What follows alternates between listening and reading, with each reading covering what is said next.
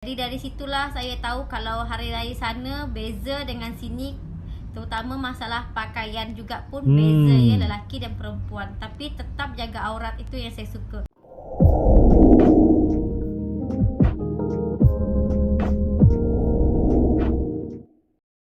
Assalamualaikum, hello hai, apa kabar good people, selamat datang, selamat bergabung kembali bersama BDT Channel. Kalian bersama dengan saya BDT, berasal dari Borneo Sabah, akan menemani kalian dalam episode reactions kali ini. Selamat datang, selamat menonton guys. Hari ini kita akan buat sebuah reactions video daripada channel Diana Reaction 90, dan judul daripada video ini adalah Culture Shock Perbezaan Pakaian di Hari Raya Malaysia Indonesia.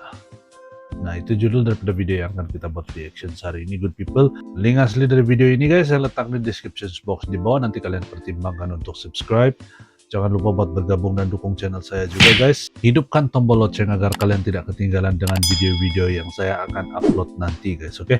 Semoga kalian semua juga berada dalam keadaan yang sehat, selalu dimurahkan rezeki, dipermudahkan segala urusan dunia dan akhirat, dan kalau kalian sedang diuji dengan sakit, semoga dikurniakan kesembuhan, dikurniakan kesehatan, amin ya rabbal alamin. Tanpa membuang waktu guys, mari kita nonton seperti apa isi kandungan daripada video ini. Let's go, 1, 2. Assalamualaikum semua, kembali lagi bersama saya Diana di Diana Reaction 90. Okey, sama dengan judul yang ada di thumbnail saya hari ini, saya masih nak berbagi mengenai culture shock. Okey, hari ini tetap kita nak berbagi 5 culture shock, kerana biar tak panjang sangatlah video kita, biar saya pun tak lelah banyak cakap, dan biar korang pun tak bosan dengar saya cakap lama-lama. Okey, hari ini kita nak berbagi culture shock lagi. Jadi jom kita ke videonya untuk lanjut kita punya video culture shock kita untuk kali ini. Okey, culture shock kita yang pertama adalah mengenai asli orang Indonesia dan Malaysia. Okey, kalau di Malaysia kita jalan sana, kita tengok banyak bangsa ini. Jalan sana banyak, ada Filipin, ada Myanmar, ada orang India, ada orang Indonesia, ada orang China, macam-macam lah. Kalau kita jalan di Malaysia, walaupun di perkampungan dalam macam mana sekalipun, pasti ada ya orang luar, kita jumpa di mana-mana. Jadi kita dah macam dah biasa sangat dah gaul, dah gumpul semua orang-orang ni, dah kita dah tahu dah kalau muka dia macam ni, oh ni Filipin, ni Thailand, ni nanti ni orang China, ni nanti orang Indonesia. Jadi kita dah hafal dah, kerana saking banyaknya orang luar masuk ke negara kita ni ya. Jadi di mana-mana pun kenapa kita dia dah bercakap biasa macam jumpa. orang Indonesia saya rasa guys ha? Di kampung, nak di bandar pun ada terus kita jumpa. Tapi ini orang Malaysia atau Indonesia nih? Jadi waktu saya pergi ke sana, jarang sangat, bukan jarang, tempat-tempatnya lah saya rasa yang paling banyak pun mungkin di belah Jakarta ataupun Bali lah ya. Tapi kalau di bahagian-bahagian Kalimantan, bahagian-bahagian di tempat-tempat yang lain tu memang susah sangat korang nak jumpa orang luar. Kebanyakan asli orang tempatan, dia orang semua asli orang Indonesia semua. Jarang korang akan jumpa orang bangsa ni, memang susah sangat. Oh iya kah? Jadi kebanyakan asli penduduk ya, kalau di sana tu tak macam kita sini, di mana-mana nak di pasar, nak kecil, pasar besar, perkampungan dalam macam mana pun pasti korang akan jumpa orang luar. Tapi kalau di sana susah sangat korang. Iya kah guys? Betul paling kan? Kalau korang pergi sana, korang je lah orang asing yang ada datang ke sana tu. Berbeza dengan di tempat lain. Culture shock yang kedua iaitu mengenai pakaian. Okey, saya waktu pergi sana susah sangat jumpa orang yang pakai pakaian tradisional orang sana. Iya kah? Contohlah macam Melayu, dia orang kan Melayu Indonesia kan, dia orang pakai baju Melayu ataupun pakai macam baju tradisional dia orang lah. Pun bangsa apa-apa sekalipun susah sangat. Tapi kalau di Malaysia senang sangat. Di mana-mana kita akan nampak orang tu pakai baju tradisional dia orang. Ada yang pakai baju Melayu pergi kerja, ada yang pakai baju kurung pergi kerja. Apalagi kalau hari Jumaat tu, boleh dikatakan sedaplah mata memandang tu kalau hari Jumaat banyak yang pakai baju tradisional kita Malaysia, iaitu baju Muslim kita, baju Melayu, baju kurung, baju kebaya. Ataupun kalau warga negara yang lain tu nanti pun dia orang pakai juga. Ada macam kalau macam bahasa Iban, dia orang pakai baju dia orang tu. Jadi senanglah kita jumpa kalau orang yang pakai baju tradisional dia orang, dan tak semestinya untuk hari raya kita pakai baju kurung ataupun kebaya ya. Selalu pun boleh kita pakai, itu lebih baik, cantik dan sopan. Tapi berbeza dengan di Indonesia. Kalau di Indonesia itu susah sangat. Iya kah guys? Kalau ada Di Indonesia pakai, susah kah mau nampak orang pergi kenduri. Kalau ada yang pakai pakaian tradisional, pakai baju tradisional dia orang, pakai baju Melayu. Kalau dia orang sana cakap baju Melayu tu baju koko baju ya. Koko, ya, betul kah? Jadi kalau dia orang pakai baju tu berarti dia orang nak pergi kenduri. yakin confirm dah. Iya. Selama saya kat sana lah, memang diorang kalau dah pakai rapi baju Melayu. Tapi diorang kalau baju Melayu perempuan tu, baju kurung, kebaya, diorang panggil dengan gamis ya. Diorang gamis tu langsung ke bawah ya. Kalau kita baju labuh. Jadi kalau diorang dah pakai baju tu, berarti diorang nak pergi kenduri. Iya kah guys? Beza dengan kita. Kita Coba bila-bila kalian komen. masanya kita akan pakai. Setiap masa siang ataupun malam, bila-bila kita rasa nak pakai, kita pakai. Kalau di sana hanya pakai biasanya ada kenduri dan hari raya saja. Beza kan? Tapi walaupun beza, tapi kita tetap serumpun, tetap baju yang sama ya. Okay guys, cerita shock kita yang ketiga iaitu perbezaan cara berpakaian di hari raya, termasuk songket. Okay, kalau di Malaysia kita dah biasa tengok orang pakai songket. Kalau di Indonesia tu saya macam jumpa 1001 je. Susah ya. Mungkin memang cara pakai dia orang yang kita memang beda, tapi tetap jaga aurat ya kalau hari raya. Jadi kalau di Malaysia, pakaian orang di Malaysia seperti ini kalau di hari raya. Okey, kalau di Indonesia seperti ini. Jadi kita masing-masing punya pakaian tetapi tetap menutup aurat ya. Dan lelaki, perempuan. Dan kalau di Malaysia pakaian kita biasa tu satu couple tu semua sama ya. Jadi biarlah nanti kalau hilang anak lelaki tu senang cari. Tapi kalau di Indonesia ada orang kadang wani-wani, memang satu keluarga kadang wani-wani, ada yang couple tapi kita susah nak jumpa yang couple lah ya. Jadi kalau pakaian dia orang lelaki ni, dia orang pakai baju koko yang lengan pendek tu. Kalau kita lelaki Melayu di sini pakai baju Melayu lelaki. Baju Melayu lelaki dengan panjang semua ya, semuanya panjang. Perempuan pun seperti itu juga. Jadi memang beza sikit lah. Macam saya waktu itu pergi sembahyang raya di sana ya. Saya tengok saya satu orang sahaja baju Melayu yang beza dari diorang tu. Sampai diorang tahu kalau saya bukan orang sana. Diorang semua bajunya lain lah. Macam diorang banyak kan kalau gamis dia, model gamis dia pun lain dengan gamis kita sini. Berbeza betul kah? Kak? Kita banyak simple tapi cantik lah walaupun simple.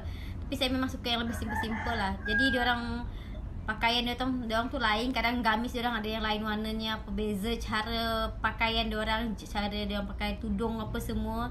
Jadi dari situlah saya tahu kalau hari raya sana beza dengan sini. Terutama masalah pakaian juga pun beza ya, lelaki dan perempuan. Tapi tetap jaga aurat, itu yang saya suka. Itulah yang kita katakan masih satu rumpun, kita tetangga ya. Okey, cerita shock kita yang keempat iaitu mengenai keagamaan. Okey, ini masalah keagamaan ini ada sensitif sedikit ya bagi setengah orang. Tapi saya menceritakan apa yang saya tahu dan apa pengalaman saya. Okey, kalau di Malaysia, kalau lelaki dan perempuan, contoh, kalau perempuan agama lain daripada Islam dan lelaki Islam, kita kalau nak menikah tetap ikut yang Islam, tetap masuk Islam. Tapi jaranglah sangat kalau yang nak keluar Islam tu 1001 lah. Tapi kebanyakan ikut Islam. Dan bukan kita untuk menganjurkan harus ikut Islam, harus ikut ini. Tak sekali. Maksud saya di sini adalah kenapa saya cakap macam tu. Kalau di sini kita tetapkan satu agama. Jadi kalau suami isteri, kalau nak agama tetap masuk Islam. Kalau nak tetap masuk agama ni, ni. Jadi antara dua lah. Tak ada macam nanti si suami agama lain, si isteri agama lain. Tak ada. Di Malaysia harus komitmen satu agama sahaja. Jadi nak agama ni tetap dan agama ni tetap, tak boleh lain-lain. Tapi berbeza dengan di Indonesia. Waktu itu saya pernah tanya ya, ada dengan beberapa orang, katanya dia orang Islam. Di Indonesia, di Sabah pun masih ada macam ni guys. Islam, lakinya katanya orang agama. Jadi saya tanya lah, berarti tapi berkahwin Islam lah ya? Tak katanya. Berarti masuk Dayak? Tak juga. Dayak jadi bukan agama guys. Bingung juga kalau Ini macam tu masuk apa. Agama pun saya tanya, habis kalau macam tu Dayak macam tu mana? bangsa. Saya ikut saya Islam katanya. Dia ikut dia lah Dayak. Waduh, adakah macam tu? Saya baru tahu ya. Dayak tu bukan agama guys. Tapi itulah kata-kata dia cerita kepada saya. Dayak dan tu bukan satu suku. orang sahaja, ada 2-3 orang dia yang saya tahu. Katanya masing-masing. Ada yang cakap boleh, ada yang cakap tak boleh. Saya tak tahu yang mana satu betul. Tapi itu adalah pengalaman saya dengar sendiri. Dia cerita sendiri. Kalau di sana katanya, kalau nak masuk agama ini, agama itu terserah. Mungkin dia salah katanya. cakap kan. Dayak tu bukan agama, tapi suku bangsa. Mungkin dia tersalah cakap. Di Malaysia, mungkin ibarat kata komitmen tu kita harus ada satu yang tetap ya. Jadi tak tahulah, kalau korang rasa saya salah, korang boleh tinggalkan komen di kolom komentar saya. Korang boleh kritik dan saran. Jadi itu setahu saya lah ya, pengalaman saya, dan itu yang saya dengar dari mereka sendiri. Jadi kadang ada yang kadang saya bingung kalau mak dia ni, laki dia ini, nanti anak dia masuk apa. Katanya terserah katanya. Aduh, betul ke tak ni, saya kadang bingung sendiri. Sabah masih ada macam ni guys. Ternyata ada juga macam Di tu Sabah ya, saya masih baru ada tahu macam juga. ni. Ada yang boleh bebas pilih agama ya. Saya baru tahulah, ini benar-benar itu shock buat saya. Di Sabah masih ada macam tu. Okay guys, itu shock kita yang terakhir, iaitu yang kelima. Okay, mengenai kebersihan jalan. Okay, tapi sebelum saya cerita, korang jangan marah ya dengan saya, terutama warga Indonesia, kerana itu pemandangan saya sendiri, pengalaman saya. Tapi saya tak tahu lah sekarang, mungkin sekarang dah okay lah, saya rasa dah okay lah. Okay, kalau di Malaysia macam susah sangat korang nak tengok sampah, kerana di mana-mana di jalan atau di mana korang akan jumpa tong sampah. Dan di Malaysia, kalau buang sampah dan ketahuan buang Denda. sampah akan denda RM500, sama macam lebih kurang macam 1 juta lebih, macam itulah ya, kalau korang buang sampah di Malaysia dan ketangkap. Dan kalau di Malaysia memang dijaga betul kalau masalah ini, betul, buang sampah, betul. buang Didenda batang berat rokok, apa semua korang akan kena denda ya kalau di Malaysia. Dan beza dengan di Indonesia, waktu tu saya pergi pasar di Indonesia tu, saya pergi pasar, saya tengok diorang habis makan ni, diorang buang sembarang je, diorang buang sana sini, macam tak ada denda. Tak tahulah sebenarnya ada denda ke tak kalau di sana ya, kalau buang puntung rokok sembarang apa semua. di Malaysia Saya tidak tengok boleh diorang macam tu buang-buang guys. ya. Lepas tu waktu saya dalam kereta dengan kawan saya, ada ke orang yang di depan saya pun habis dia makan apa tak, saya tak tahulah, tiba-tiba ada terbang sampah di depan kereta. Tidak boleh Terbang macam sampah ni sana guys. sini, macam bebas sangat ni buang-buang sampah, boleh pula. Sebab itulah saya kadang tengok di tepi-tepi tu macam ada kotor sikit lah, sebab gara-gara mungkin dia tak kerjasama ya. Tapi mungkin sekarang dah bersih lah, sebab saya dah beberapa tahun yang lalu saya dah tak pergi sana. InsyaAllah habis corona nanti kita ke sana lagi dan kita tengok lagi kondisi di sana. Tapi saya rasa memang okey lah sekarang ya. Okay, waktu itu saya tengok macam tu. Tapi kalau di Malaysia memang, kalau boleh saya sarankan, kalau korang warga negara Indonesia pergi ke Malaysia, janganlah buang sampah sembarang. Sayangilah negeri saya, dan korang takkan kena denda kalau korang tak buang sampah sembarang. Kalau korang buang sampah sembarang, insya-Allah korang akan kena denda RM500 duit Malaysia. Korang akan kena denda buang puntung rokok sembarang, dan merokok sembarang pun tak boleh kalau di Malaysia akan kena denda. Ini info guys, juga itulah untuk orang-orang semua Indonesia kan, 5 sahabat-sahabat shock saya Indonesia. untuk hari ini, dan harap korang semua terhibur. Dan kalau ada kritik, saran dan komen, korang boleh tinggalkan komen di kolom komentar saya. And jangan lupa untuk like, share, komen dan subscribe channel saya, kerana semua itu gratis. Okay, and thank you for watching my video, and assalamualaikum Waalaikumsalam semua. warahmatullahi Bye-bye. wabarakatuh. Oke guys, jadi demikianlah video yang baru kita nonton bareng. Jadi begitulah perbezaan culture shock yang ada di Malaysia dan Indonesia, dan apa yang paling menarik bila sampai hari raya gitu kan, Idul Adha gitu. Perbedaan pakaian tuh memang ada, dan mungkin itulah yang membedakan, tapi masih lagi bersilaturahmi. Dan itulah yang menarik di antara kedua negara ini, yaitu Malaysia dan Indonesia. Gimana guys? Apa kalian setuju dengan apa yang dikatakan dalam video ini?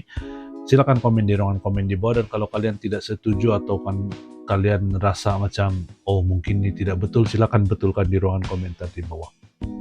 Saya rasa sampai di sini saja video saya pada kali ini, good people. Terima kasih karena menonton. Kita akan jumpa lagi di video yang akan datang.